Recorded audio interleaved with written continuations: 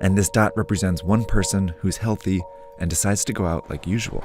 They jump on the subway and head into the office where they catch COVID-19.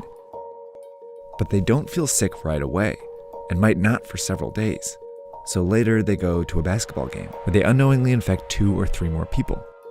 Most of these people will have relatively mild cases, but one might be an elderly person with a severe case who will eventually have to go to the hospital. But these 3, who are all infected but don't feel sick, go out again, on the subway, into the office, and then out after work, infecting several more people, 20% of whom will need to go to the hospital. Over a short period of time, this process multiplies the number of people going to the hospital each day. Before long, the hospital is full and a crisis begins. People with severe cases of COVID-19 can't get treatment, and some who could be saved die. Plus, people with other issues can't get treatment either, and some of them die.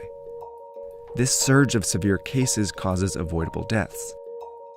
That's what happened in South Korea, Iran, and Italy, all of which went from 100 to more than 5,000 cases in less than 2 weeks. A lot of people died because they couldn't get into the hospitals. This surge is made up of only severe cases, but it was generated by people who didn't feel sick, spreading the disease in public.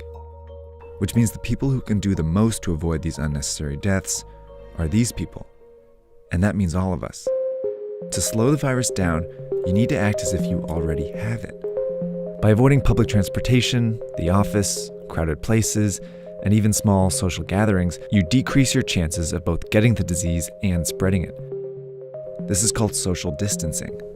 If enough of us do it, the virus still spreads, but much slower. Over time, many people might still get infected, but fewer severe cases show up to the hospital each day, never overwhelming the system. This trend line gets flatter.